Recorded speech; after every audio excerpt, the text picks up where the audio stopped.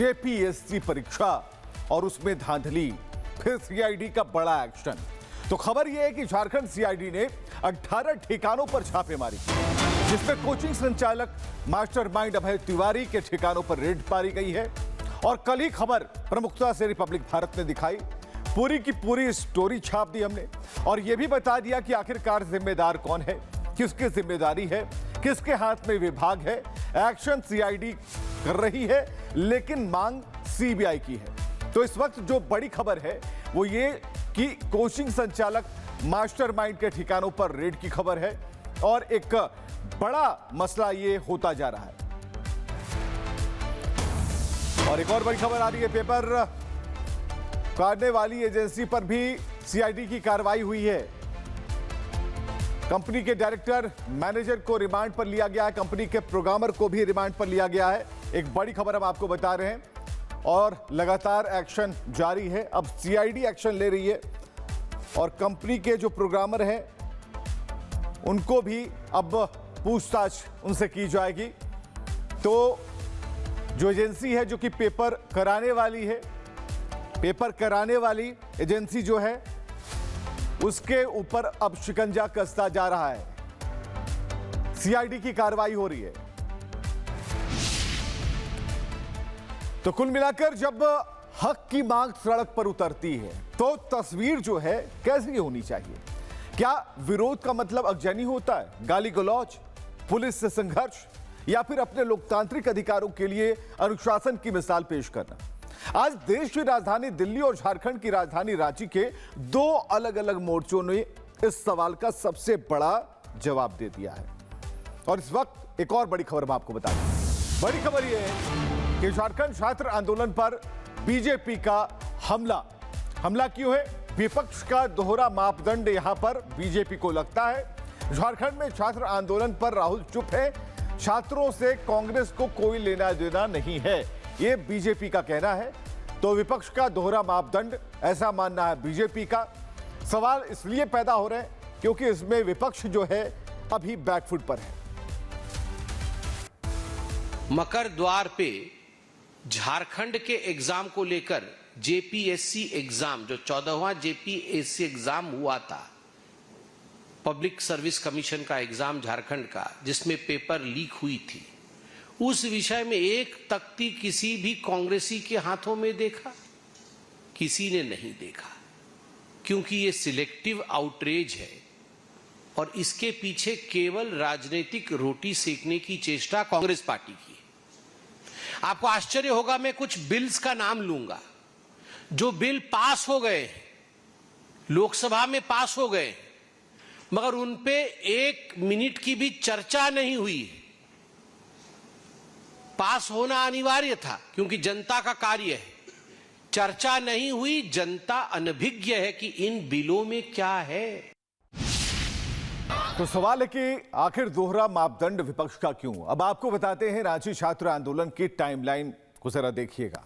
4 जुलाई 2026 जब रांची में जेपीएससी कार्यालय के बाहर छात्र प्रदर्शन करना शुरू करते हैं, इसके बाद 22 जुलाई 2026 जेपीएससी की 9वीं भर्ती परीक्षा स्थगित कर दी जाती है। छात्रों का आक्रोश और बढ़ जाता है। 25 जुलाई की अगली तारीख जब न्याय मंच के बैनर तले अनिश्चितकालीन सत्याग्रह शुरू हो जाता है, यानी कि छात्र बैठ जाते हैं। 28 और 29 जुलाई हजारों छात्र रांची में इकट्ठा होते हैं, विरोध मार्च निकलता है। 30 जुलाई की तारीख जब छात्रों का आंदोलन पूरे राज्य में फैल जाता है, भर्ती प्रक्रिया में पारदर्शिता की मांग होने लगती है। छात्रों की मांग कि अब ईडी और सीबीआई से इस पूरे मसले की जांच कराई जाए। 31 जुलाई और 1 अगस्त की तारीख जब झारखंड के अलग अलग शहरों में विरोध प्रदर्शन होता है। 2 अगस्त की तारीख जब छात्र नेता देवेंद्र नाथ महतो आमरण अनशन शुरू कर देते हैं। 3 अगस्त जब कई आंदोलनकारी छात्र आमरण अनशन पर बैठ जाते हैं। और कुल मिलाकर ये जो तारीख दर तारीख है, अब ये आगे की जो एक डेडलाइन है वो हम आपको बता रहे हैं। 10 अगस्त को विधानसभा घेराव करने का ऐलान छात्रों ने कर दिया है। चलिए एक रिपोर्ट दिखाते हैं।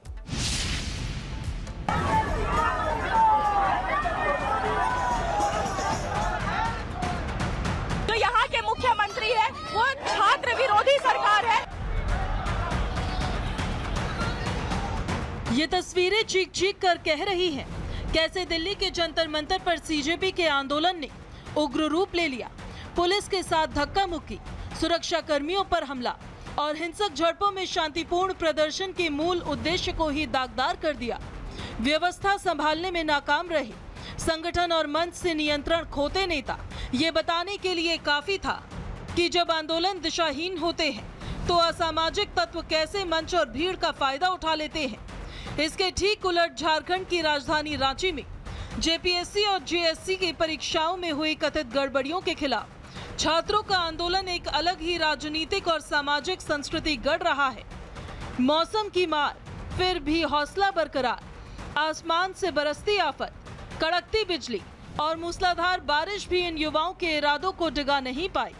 ना कोई हिंसा, ना कोई गाली गलौज, सिर्फ सिस्टम को झकझोर देने वाला अहिंसक सत्याग्रह। अपनी मांगों को लेकर किसान और गरीब परिवारों के बेटे सड़कों पर है, जो ये साबित करता है कि इन्हें तमाशा नहीं बल्कि सिर्फ और सिर्फ पारदर्शी न्याय चाहिए।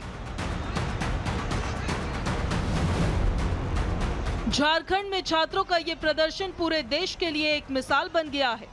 कोई अभद्र भाषा नहीं, कोई देश विरोधी नारे नहीं, कोई विदेशी फंडिंग नहीं, किसी धर्म के खिलाफ कोई अपशब्द नहीं, कंटेंट बनाने की कोशिश करने वाला कोई इन्फ्लुएंसर नहीं, कोई राजनीतिक नेता नहीं। सिर्फ छात्र हैं जो अपनी मांगों के लिए आवाज उठा रहे हैं। हाथों में मशाल लिए छात्र वंदे मातरम का नारा लगा रहे हैं। इनकलाब जिंदाबाद के नारों से रांची की सड़कें गूंज रही है, लेकिन झारखंड की हेमंत सोरेन सरकार गूंगी बहरी बनी बैठी है। छात्रों के विरोध प्रदर्शन का ये कारवां लगातार बढ़ता जा रहा है। बीते रविवार को देवेंद्र नाथ महतो के अनशन पर बैठने के बाद सोमवार को अन्य आंदोलनकारी छात्र भी उनके समर्थन में आमरण अनशन पर बैठ गए। सरकार हमारी बात को नहीं मानेगी, देवेंद्र नाथ महतो मुख से कोई भी अन्न का ग्रहण नहीं करेगा, क्योंकि 1 महीना हो गया और छात्र का कॉल आ रहा है कि मुख्य परीक्षा का घोषणा करने की स्थिति में है। तो आज पिछले 26 सालों से झारखंड के छात्रों को ठगा जा रहा है। पिछले 26 सालों से झारखंड के छात्रों का भविष्य को बेचा जा रहा है। इसलिए हम लोग इस लड़ाई को आर और पार लड़ेंगे, क्योंकि हमेशा जांच की आड़ से छात्रों को धोखा दिया जाता है। जेपीएससी पर 11 परीक्षाओं पर सीबीआई जांच हो चुका है। अनशन और धरने के बाद अब आंदोलनकारी छात्रों ने आर पार की लड़ाई का ऐलान कर दिया है। छात्रों ने घोषणा की है कि अगर सरकार ने उनकी मांगों पर जल्द संज्ञान नहीं लिया तो 10 अगस्त को झारखंड विधानसभा का घेराव किया जाएगा। ये प्रदर्शन न केवल रांची बल्कि पूरे राज्य के युवाओं के आक्रोश का केंद्र बनने जा रहा है। एक तरफ आमरण अनशन पर बैठे छात्रों की गिरती सेहत और दूसरी तरफ बढ़ता जन सैलाब। ये साफ इशारा है कि झारखंड का युवा अब खोखले आश्वासनों से बहकने वाला नहीं। झारखंड के इन युवाओं ने ये बता दिया है कि न्याय की लड़ाई लड़ने के लिए गालियों या उपद्रव की नहीं, बल्कि कलेजे में आग और आचरण में अनुशासन की जरूरत होती है। रांची की ये सड़क सिर्फ एक विरोध स्थल नहीं, बल्कि उन तमाम संगठनों और नेताओं के लिए एक बड़ा आईना है जो आंदोलन के नाम पर सियासत की रोटी सेकते हैं। देखना यह होगा कि बहरी हो चुकी सरकार इन शांत लेकिन अडिग युवाओं की पुकार कब सुनती है। Bureau report, Republic Bharat.